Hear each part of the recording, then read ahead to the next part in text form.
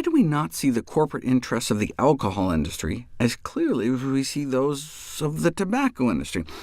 Well, the alcohol industry has waged a sophisticated and successful campaign over the last few decades, undermining perceptions of the extent of alcohol-related harm to health by framing the argument as a balance of benefits and harms. Yes, alcohol may be an intoxicating carcinogen, increasing cancer risk, but what about reducing heart disease risk?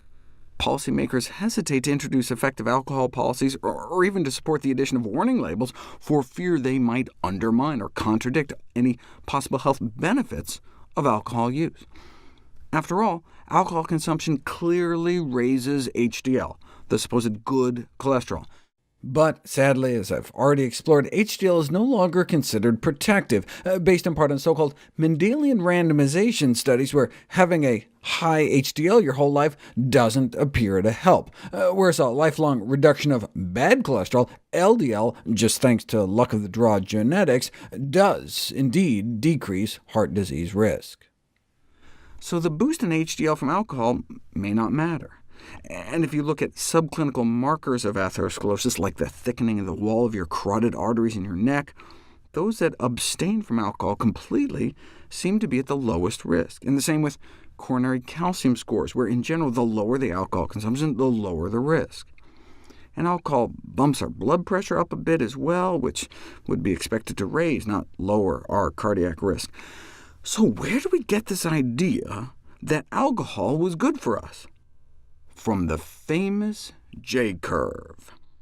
Check it out. If you follow large populations of people over time in general, the more people drink, the higher their risk of dying prematurely. But the lowest risk, those who tend to live the longest, were not those who drank zero, the abstainers, but those who drank moderately, like 1 drink a day. That's why you get some folks recommending that physicians should counsel lifelong non-drinkers to take up the habit. Sure, there are statin drugs, but alcoholic beverages don't require a prescription, are far cheaper, and certainly more enjoyable. Is moderate drinking really protective? Or is there just something about people who abstain completely from alcohol that puts them in a higher risk category? The reason we suspect something fishy is going on is that abstainers seem to be at higher risk of a whole swath of diseases, including, ironically, liver cirrhosis.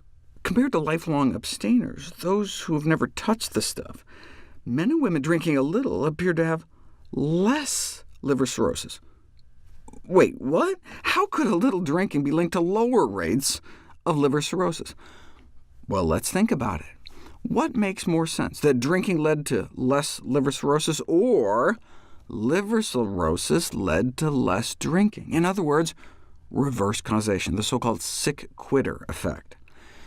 If you look at studies of smokers, sometimes you see higher mortality rates among those who quit smoking compared to those who continue smoking. Why? Because the reason they quit smoking is because they got sick. So of course sick people die more often than less sick people. That's why when you classify someone as a non-smoker in a study, you have to make sure they're a lifelong non-smoker, not just a non-smoker since last Tuesday. Yet unbelievably, that's not what they do in most alcohol studies, where instead they misclassify former drinkers as if they were lifelong abstainers. And look, individuals with poorer health are more likely to cut down or stop drinking completely, thereby making current drinkers look good in comparison to those who drink zero, because some of the abstainers are just abstaining because they got sick and stopped.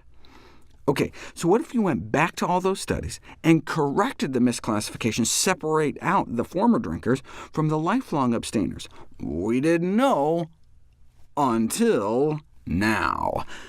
They indeed found drinker misclassification errors all too common, plaguing 3/4 of the studies, and when they controlled for that, the J-curve disappeared.